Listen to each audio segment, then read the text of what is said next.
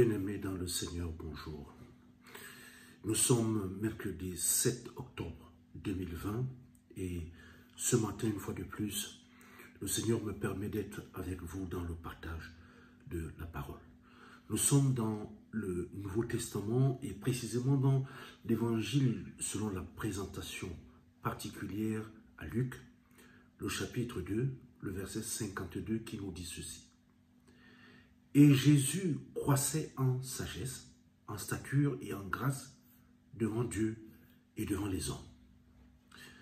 Chers frères et sœurs en Jésus-Christ, alors qu'il n'avait que 12 ans, Jésus, assis au milieu des docteurs dans le temple, les écoutant et les interrogeant, a étonné de son intelligence et de ses réponses tous ceux qui l'entendaient.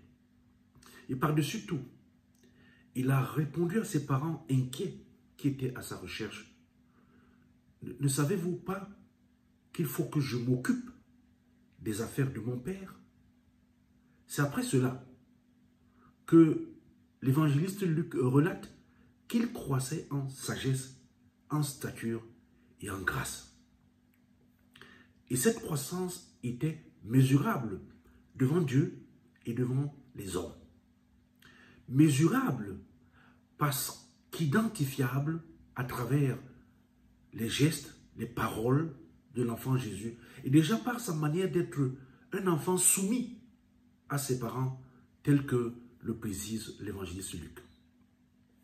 Ce texte, aujourd'hui, de Luc, nous révèle alors que la croissance spirituelle est mesurable à travers ces indicateurs visibles.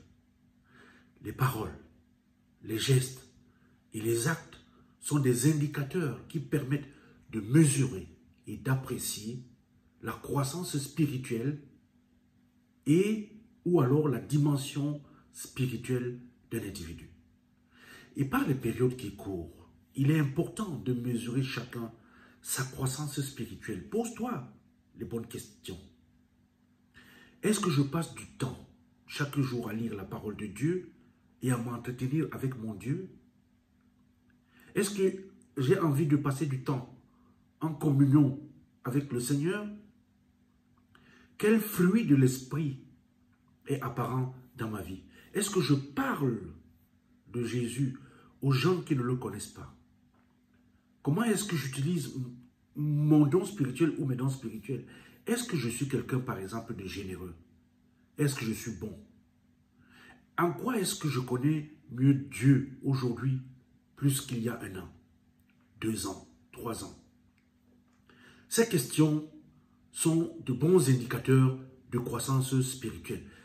Chers frères et sœurs en Christ, un enfant semble grandir tout d'un coup à nos yeux. Mais c'est une fausse impression, car en réalité, sa croissance est un processus continu. De même que Jésus a grandi en sagesse et en stature, en tant que croyants, nous devons continuer de croître dans la grâce et dans la connaissance de notre Seigneur et de notre Sauveur Jésus-Christ. Nous ne devons plus être des enfants, mais nous devons grandir, c'est-à-dire croître à tous égards en celui qui est le chef, le Christ. Un vrai disciple de Jésus ne peut être nain dans sa vie spirituelle, c'est-à-dire faire du surplace spirituel. As-tu mesuré ta croissance spirituelle? Le thème de notre prière de ce matin est le suivant. Un vrai disciple de Jésus ne peut être nain dans sa vie spirituelle. Amen. Éternel, notre bon Père Céleste, merci pour cette nouvelle journée de vie. Merci pour ta parole.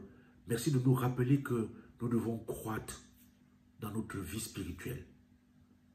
Permets-nous de le faire par le biais de ton esprit. Accompagne-nous au nom de Jésus.